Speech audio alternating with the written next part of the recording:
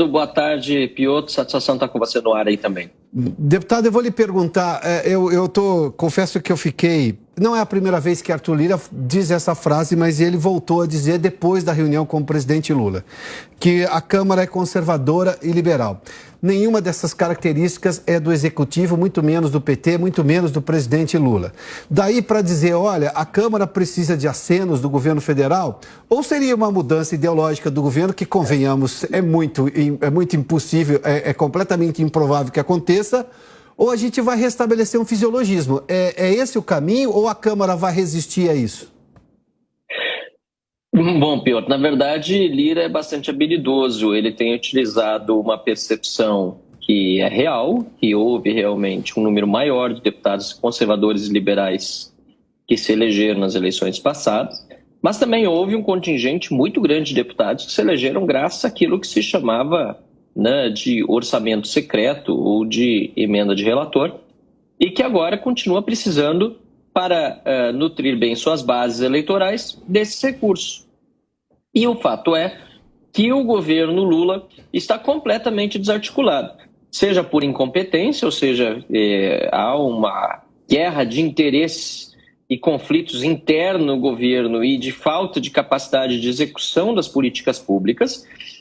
Então, esses dois fatores dentro da questão da incompetência, seja porque realmente nós estamos passando por um período de vacas magras da economia e das finanças públicas que vai gerar dificuldades essas para o governo.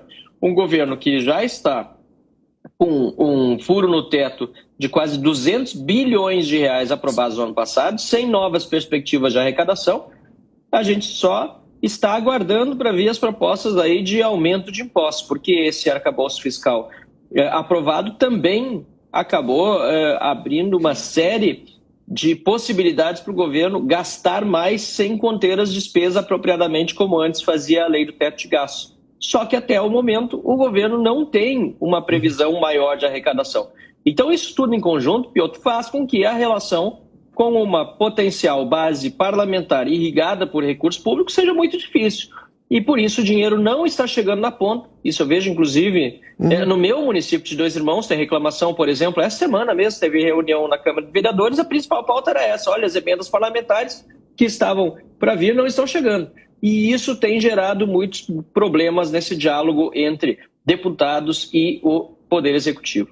Mas nessa queda de braço, deputado, do que saiu das urnas lá em outubro do ano passado, de um Congresso que tem um perfil, embora tenha ali, obviamente, o Dantas estava fazendo esse comentário, dentro do mesmo partido de oposição que é o PL, você tem 30, 35 votos que votam com o governo, que podem votar com o governo, independentemente da questão ideológica.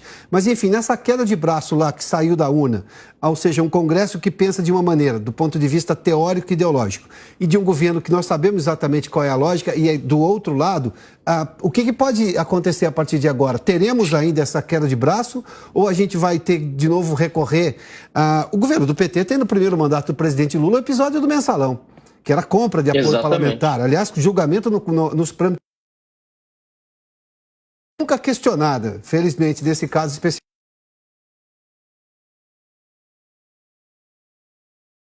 Olha, nesse momento, se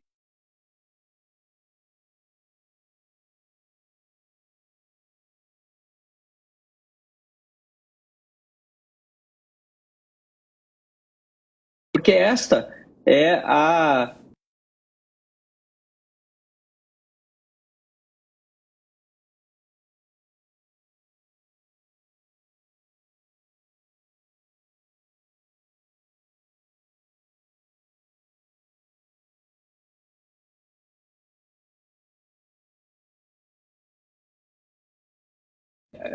sinal de que ela realmente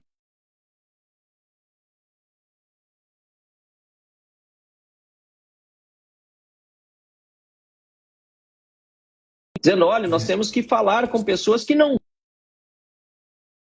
a gente, né? Ou então, mais recentemente também, numa outra entrevista, disse que se ele buscaria assinar protocolos internacionais e de preferência que não precisasse da interferência do Congresso posteriormente, porque, enfim, deixando claramente a hipótese de governar com o Supremo Tribunal Federal, por exemplo. Isso tudo é muito grave. E isso acaba acirrando os ânimos na Câmara, Piotr, porque, de fato, como você disse, foi uma maioria conservadora, sim, e liberal que se elegeu, mas também tem uma parte importante que é fisiológica do parlamento e que não está sendo atendido pelos ministros responsáveis pela articulação política, que, aliás, nem se entendem entre si, quanto mais se entender com o Congresso. Deputado, eu vou num assunto que lhe é caro. O senhor fez menção, por exemplo, à questão de...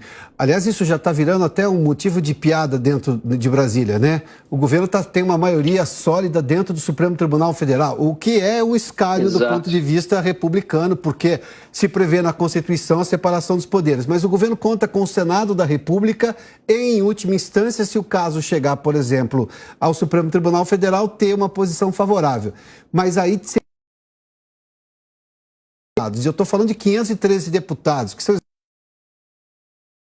O Senado representa os estados, mas nós estamos falando...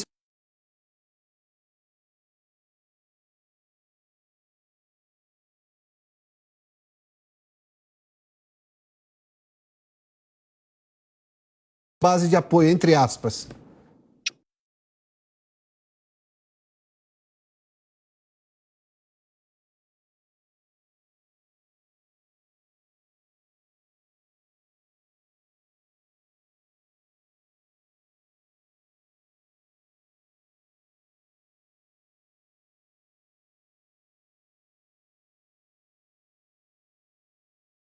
Na pauta, discriminação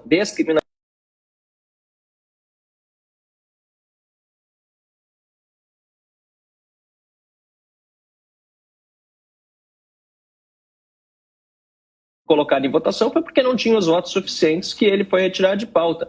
Querer fazer a discussão da censura ou do combate às fake news, como o governo chama, diretamente por meio de medidas do Poder Executivo, também é completamente errado.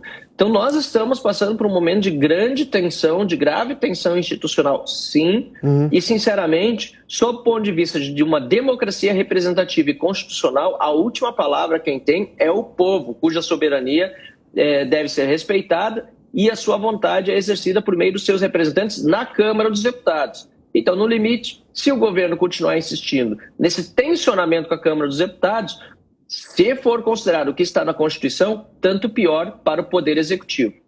Deputado Marcel Van Hatten, muito obrigado por se juntar a nós aqui no Prós e Contras na Jovem Pan News. Boa tarde ao senhor, hein? Muito obrigado, Piotr. Sempre às ordens. Um abraço. Boa tarde. Muito obrigado.